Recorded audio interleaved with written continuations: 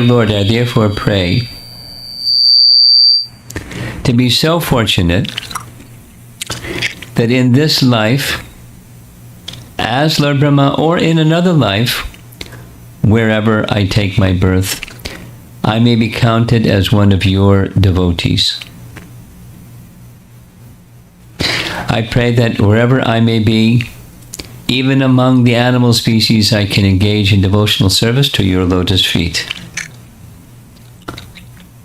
This phrase in the Sanskrit, Buri Bhago, we'll see this phrase several times coming up.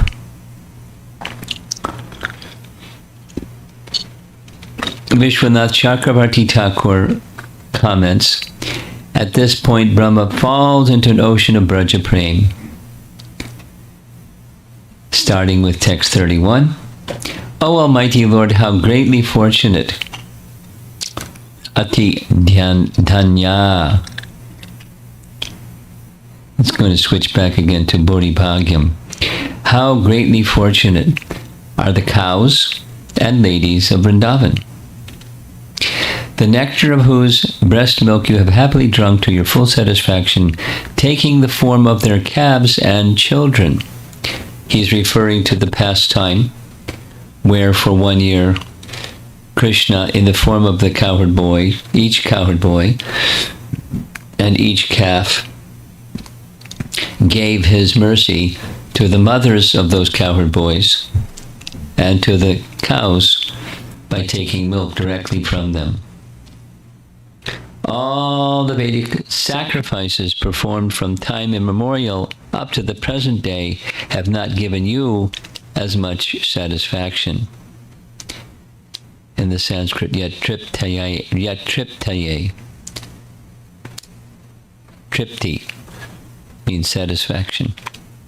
So Krishna is giving his mercy to his devotee or devotees, and he derives satisfaction by reciprocating with their love for him. The indication is this is his falling into the ocean of Braja Prem. He's appreciating the great fortune of the resident of Vrindavan and the happiness that Krishna feels by being in their association. Next, 32. Aho bhagyam, twice. How greatly fortunate are Nanda Maharaj, Nanda Gopa, Vrajau, Kasam, Nanda Maharaj, the cowherd man, and all the other inhabitants of Brajabhumi. There is no limit to their good fortune, because the absolute truth, the source of transcendental bliss, the eternal supreme Brahman, has become their friend. The Sanskrit word mitra, yan mitram. Sometimes the cowherd boys that term is used. Friendship. Sakya. But there's so many different words indicating intensities and varieties of friendship. So this is used in this case in a very broad sense, because Nanda is not just his friend, he's his eternal father. But their friend, the friendship rasa is folded into, included within all the other, the upper rasas. So, Aho bhagyam, Nandagopa prajakam. 33. There's bhagya, mahima, and buri bhaga. Even though the extent of good fortune of these residents of Vrindavan is inconceivable, we 11 presiding deities of the various senses, headed by Lord Shiva, are also most fortunate. How's that? Because the senses of these devotees of Vrindavan are the cups through which we repeatedly drink the nectarian, intoxicating beverage of the honey of your lotus feet. Now, the commentary on this is extensive.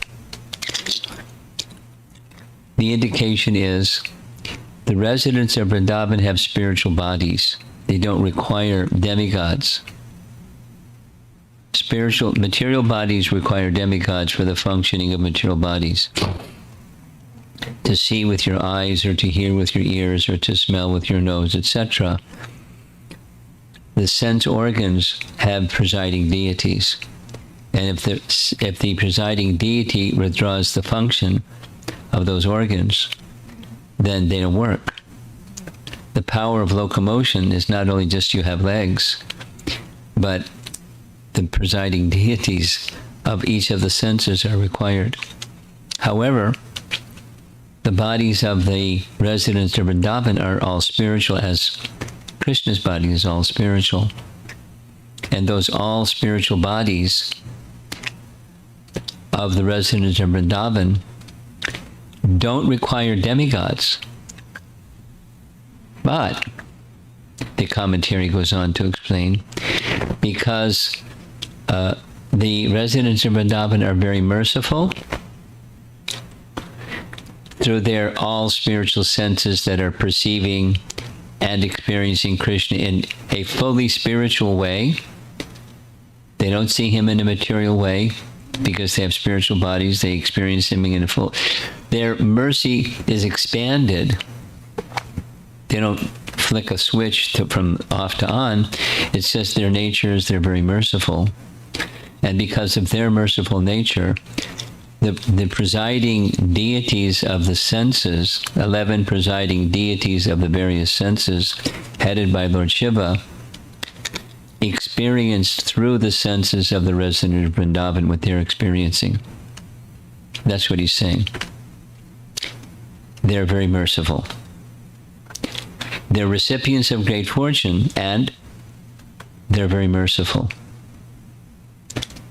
So, because the senses of these devotees of Vrindavan are the cups through which we repeatedly drink the nectarian, intoxicating beverage of the honey of your lotus feet. They experience the demigods, Brahma and others can experience directly the original form of Krishna, whereas, let's say, when the demons come to kill Krishna, they don't see that spiritual identity of Krishna because of their inimical nature towards Krishna. But Brahma doesn't have an inimical nature, and the residents of Vrindavan are very merciful, and they're directly experiencing or drinking the honey of Krishna's lotus feet. So they're ready to distribute it. They're merciful. Bhagya Mahima. And again, the next verse says, Bhuri Bhagyam. Lots of good fortune being expressed. My greatest possible good fortune would be something very similar to what Uddhava prays. To take birth, any birth, whatever, in this forest of Gokula, and have my head bathed by the dust falling from the lotus feet of any of its residents. Their entire life and soul is the Supreme Personality Godhead Mukunda, the dust of whose lotus feet is still being searched for in the Vedic mantras. Let's back up. Brahma is the manifester of the Vedas. He receives the Vedas directly from Krishna, and from his mouths he manifests the Vedas. So the Vedic mantras are part of the Vedas. He's saying, the end of this verse is, the Vedic mantras, which he's very familiar with, are still searching for the dust of the lotus feet of Mukunda. And he, Lord Brahma, being the topmost living being, is there anything higher in the material creation than Brahma? He's in the topmost planet, he's the topmost position, etc. Most intelligent, firstborn. He's the leader. He's the head.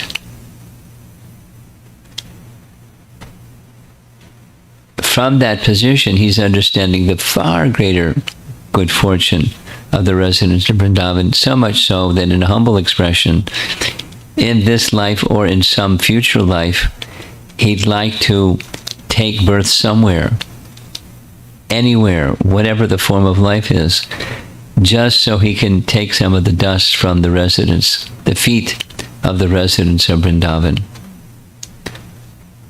He's looking up to the dust from the feet of the residents of Vrindavan.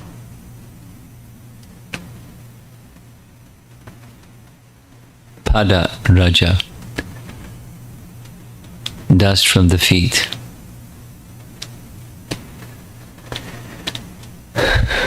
A verse that we saw a few times already in the course of these prayers comes from Canto 3, Chapter 9, verse 11. It's an important verse to remember. That's one of the reasons I'm repeating it. It's in the process of creation. Canto 3 deals with creation, the subcreation. Subcreation means Brahma's building the universe. So Brahma offers prayers to Vishnu because he knows he's deriving everything, the power and the intelligence and the ingredients and the everything from Vishnu. So some prayers to Vishnu go like this. O my Lord, your devotees can see you through the ears by the process of bona fide hearing, and thus their hearts become cleansed, and you take your seat there, means in their heart. You are so merciful to your devotees that you manifest yourself in the particular eternal form of transcendence in which they always think of you. The reciprocation of the personality of Godhead is corresponding to the mood of surrender and service and love of the devotee. So if love is weak, we're not going to see. If love is strong, then according to the nature of that love, he'll show himself. Very nice example, classic example, is Krishna entering the wrestling ring of Kamsa. You familiar with that verse? Yes? No? Yes? No? No? Yeah. Yes. Okay. Krishna grew up in Vrindavan, right? I'm asking your son now here. Yeah. And at a certain point, Kamsa wanted him to come to Mathura so he could kill him.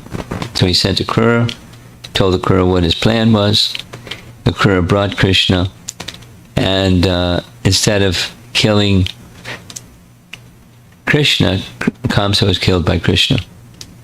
And he had some combat with the big elephant, Kulayapita, and he broke off the tusks of the elephant and smashed him with his tusks, killed him with his tusks. He gave one big tusk to Balaram. He carried another big tusk, both across their shoulder, and they walked into the wrestling arena with Chanura and Mushtaka waiting, these giant mammoth guys ready to crush these two boys. And when there's a verse describing how 10 or 11 different persons saw the same Krishna, but they saw him differently. According to their regard for Krishna, they saw him. Some saw him this way, that way, the other way. So he reveals himself and even shows different forms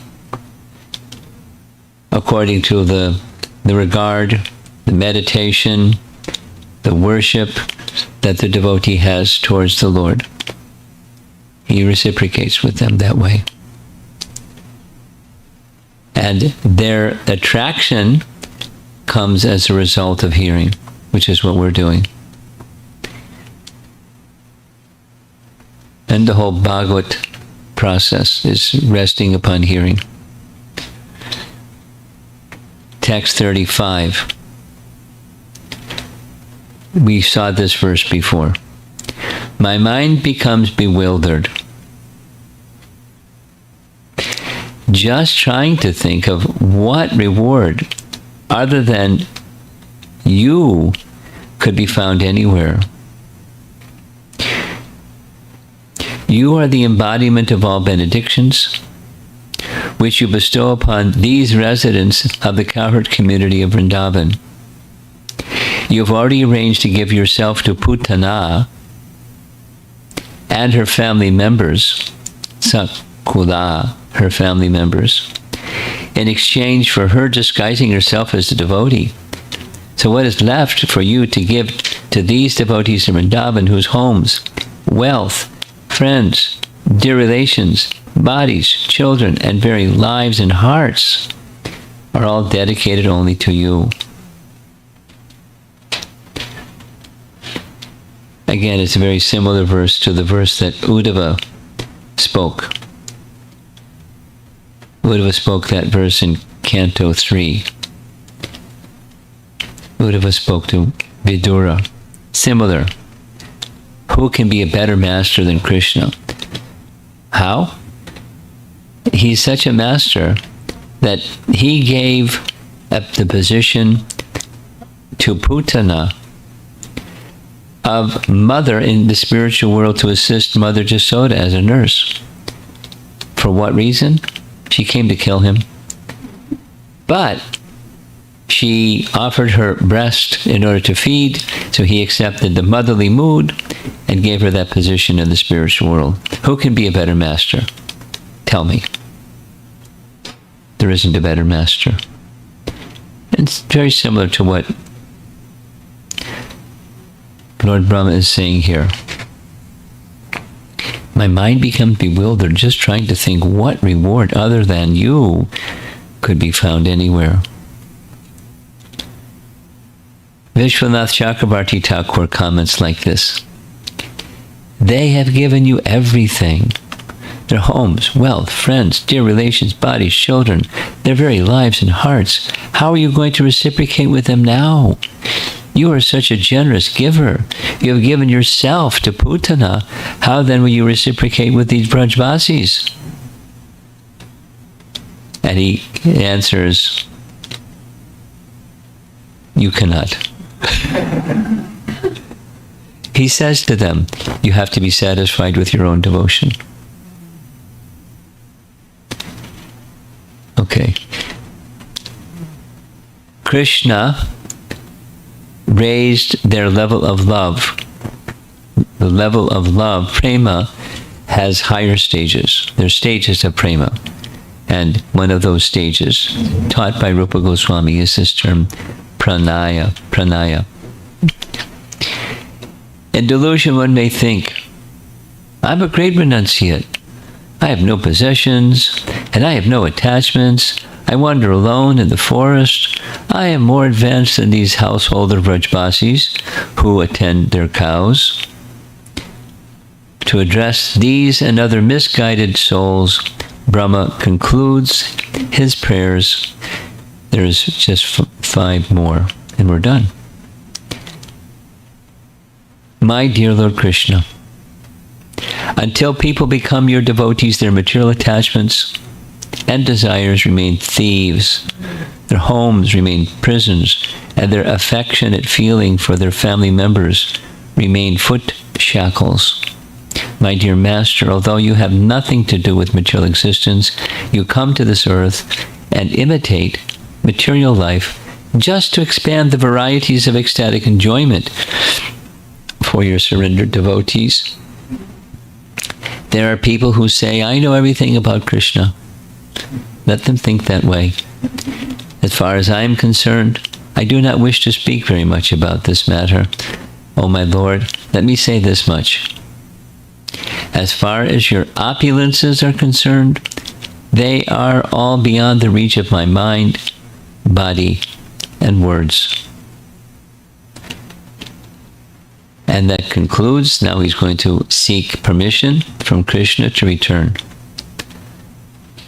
My dear Krishna, I now humbly request permission to leave. Actually, you are the knower and seer of all things. Indeed, you are the Lord of all the universes. and yet I offer this one universe unto you. Like offering palm full of Ganges to the Ganges.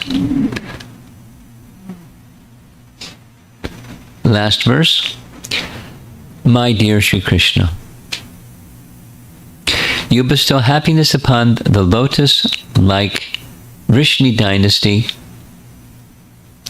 and expand the great oceans consisting of the earth, the demigods, the brahmanas, and the cows. You dispel the dense darkness of irreligion and oppose the demons who have appeared on this earth. O Supreme Personality of Godhead, as long as this universe exists, and as long as the sun shines, I will offer my obeisances unto you.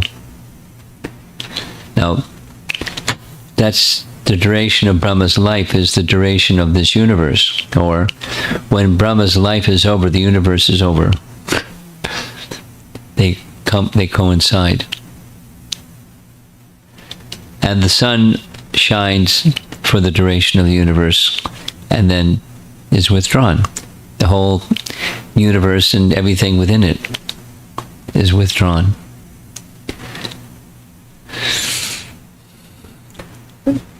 Lord Brahma is sometimes said to be the creator, but more precisely, he's the engineer.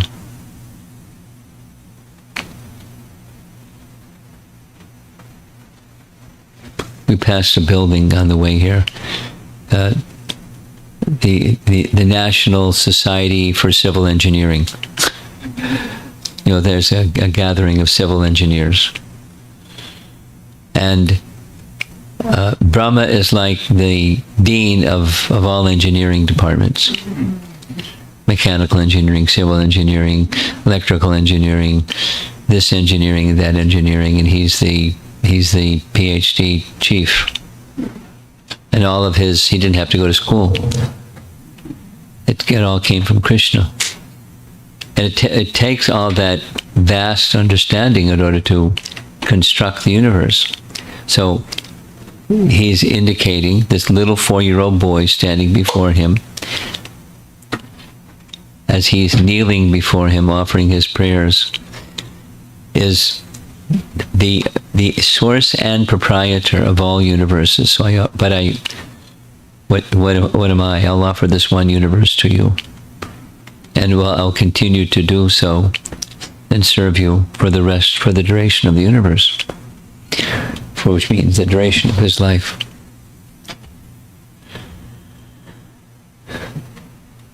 Important prayers. The mood is wonderful, instructive.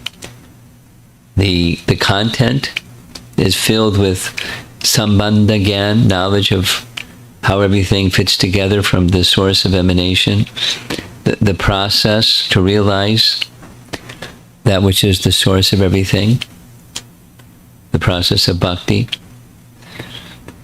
and the fruit of acting with devotion. He is recognizing, as the Bhagavatam recognizes, the residents of Vrindavan are superlative. The topmost stage is prema, and amongst the forms of prema, the residents of Vrindavan have the topmost form of prema. And he recognizes it.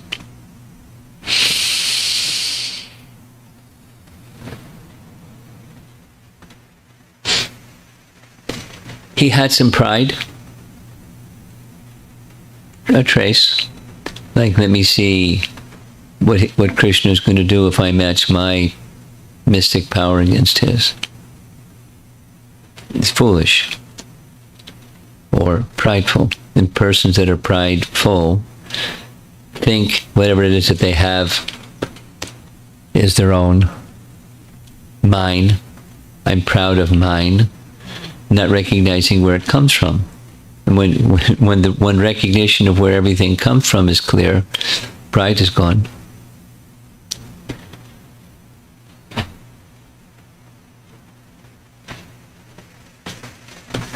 So Krishna showed him he's the source of everything, and he has that realization. And so his devotion, he has been lifted by his visit to Vrindavan. And he gets back on his swan carrier and returns to Brahmaloka.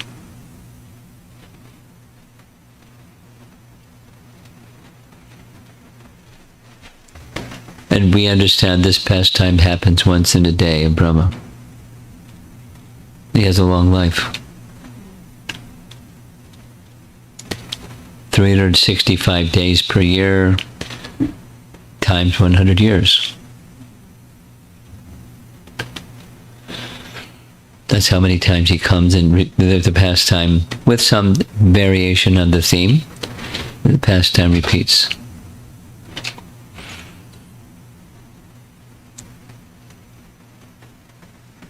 So yeah, that's it for this evening. Let's see if there's some discussion.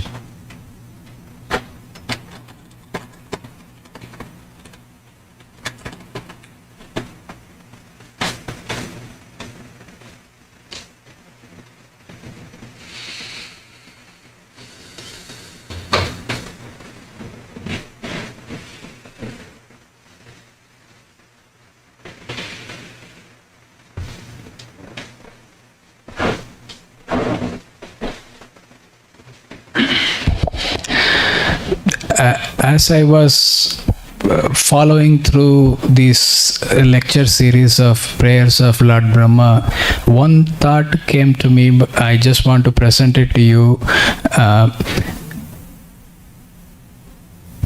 As followers of Guru Parampara, I have the added mercy of Guru and all the Acharyas in the Guru Parampara. But Brahma's position is very unique, that he doesn't have a guru. He has only Krishna has a direct guru. So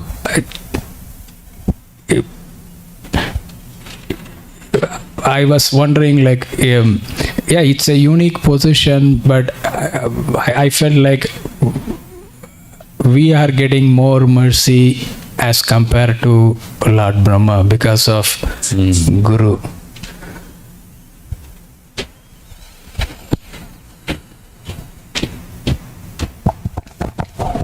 Well, how is that possible? Maybe you can expand. You're expressing some appreciation, and then comes, how is that possible? How is it that we're able to receive even more mercy than Brahma is able to receive?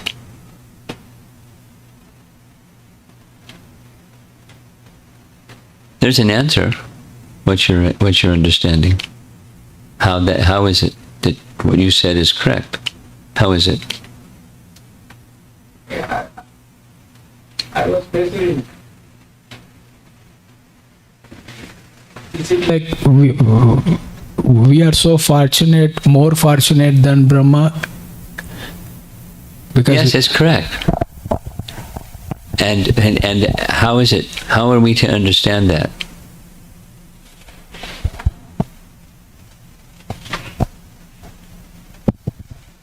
It's not rocket science. It's pretty simple. Well, yes, Guru Parampara. That from just the logic of Guru Parampara, how could the followers of the Lord Brahma, who is the original Guru of our Sampradaya,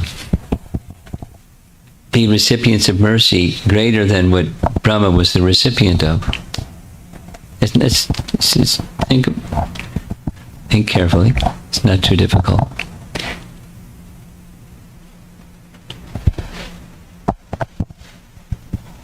Brahma had to undergo severe penances to receive mercy. And let me receive this holy name.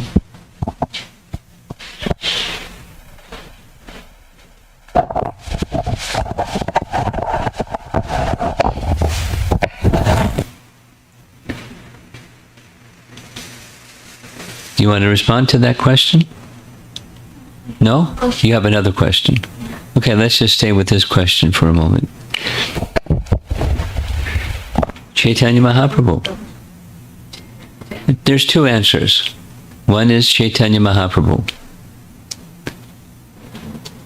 Because Chaitanya Mahaprabhu revealed truths that weren't previously revealed.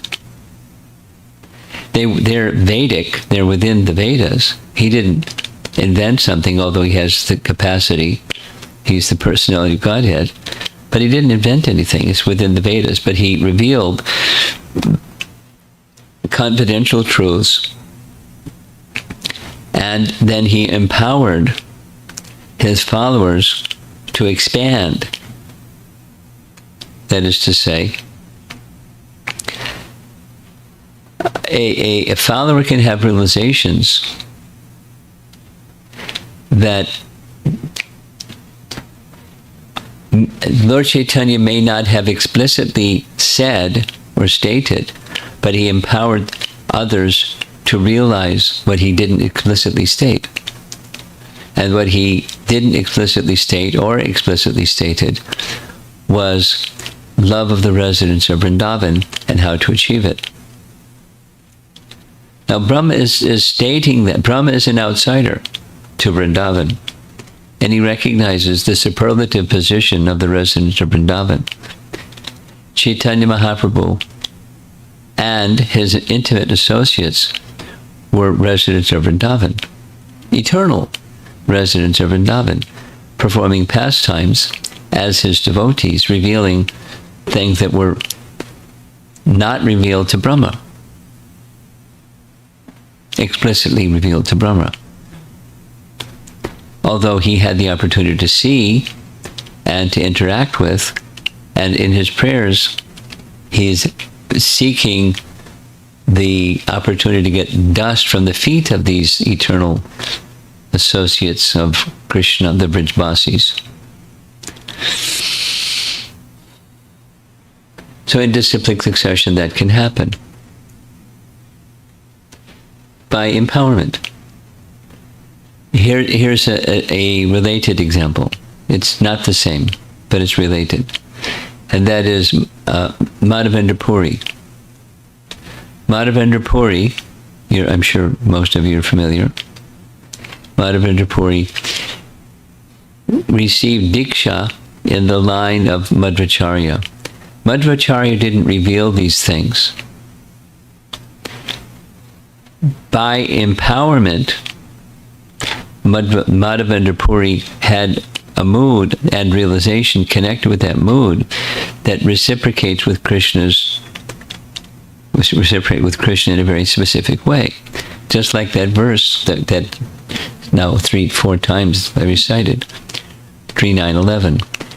Madhavendra Puri had a certain mood, and because of his certain mood, truths were revealed to him. Now, he was inspired with that particular mood by the personality of Godhead himself, which Brahma wasn't inspired by, the personality of Godhead. But in that same line, Madhvacharya, Madhavendra Puri experienced realizations and moods of love and reciprocation with Krishna that had never been revealed before by descending mercy and inspiration. And so it's quite okay. And his position was consistent with Scripture. It wasn't an aberration. It just hadn't been revealed before. And then Ishwar Puri, and then Chaitanya Mahaprabhu, and then the followers of Chaitanya Mahaprabhu, and giving descriptions of pastimes that are their realizations. Some pastimes that are within Scripture, and some pastimes that are simply their realizations.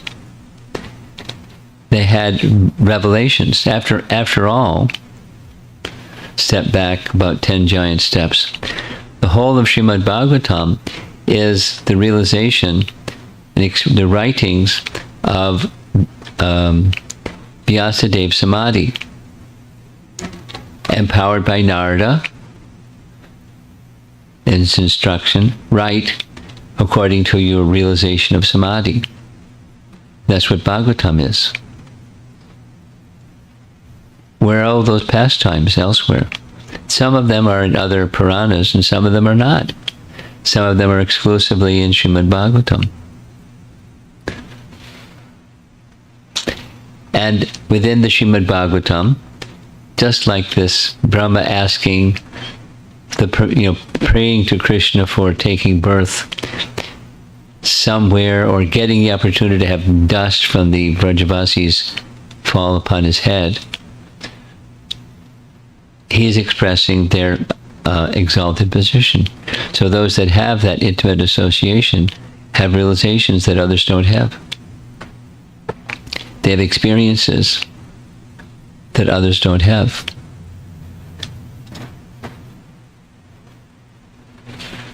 So it's a combination, summary, it's a combination of Lord Chaitanya's mercy makes it possible for you and us to have greater fortune than Lord Brahma received. Although embedded within the Vedas is everything, but he didn't have the realization of that. He had an appreciation, but not a direct realization.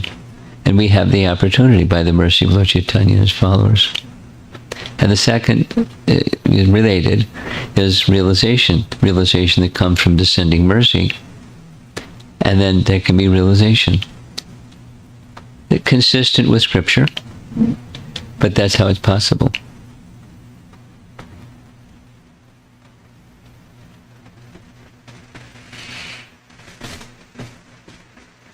Oh, you have something?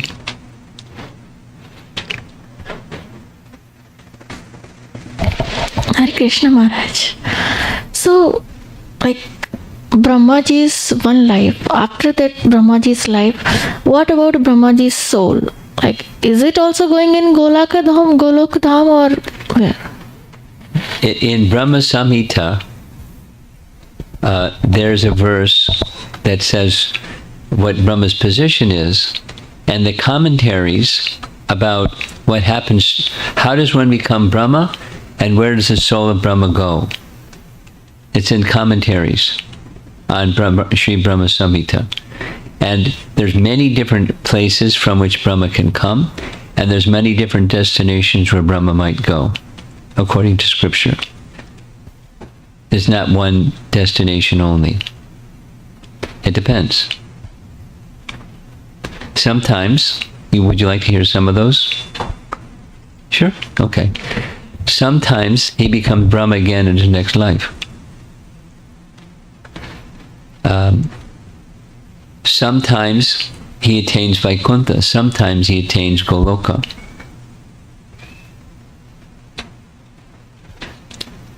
There's different destinations depending upon his attainment.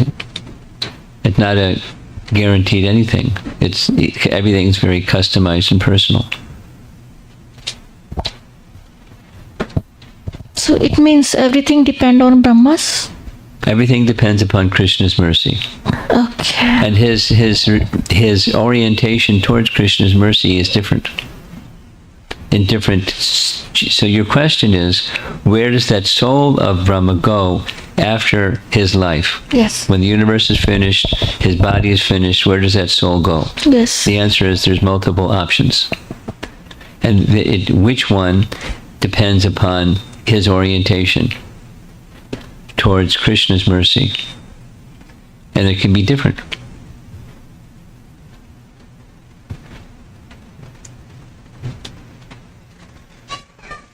There's no fixed. Yeah, is that okay? Okay. Thank you. And same for us.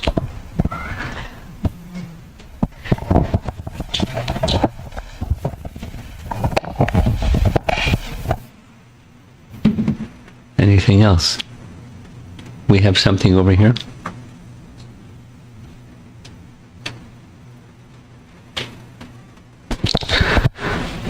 Hare Krishna Guru Maharaj. This question is from Srida Das.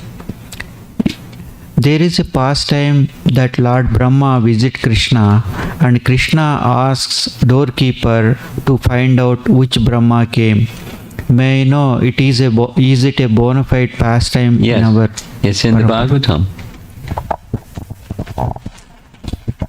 It's right in the Bhagavatam. Did you understand the question?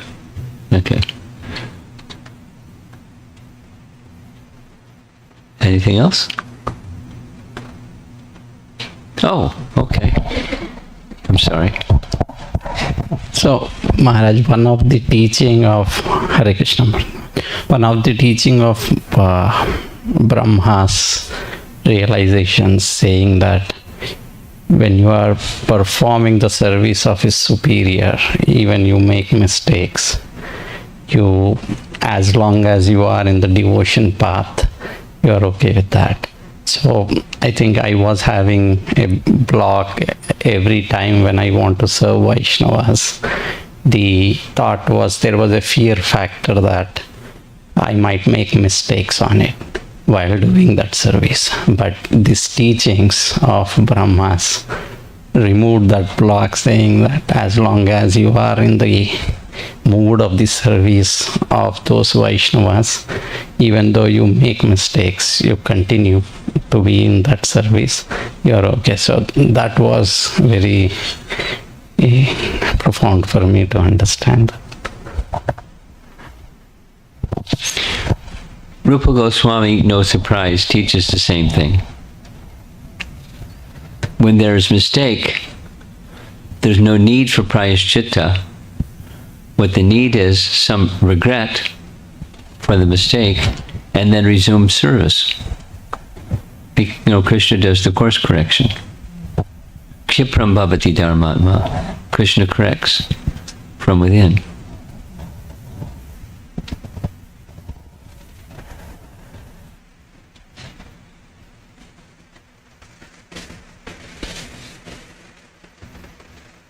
Okay, looks like we're winding up. Srila Prabhupada ki?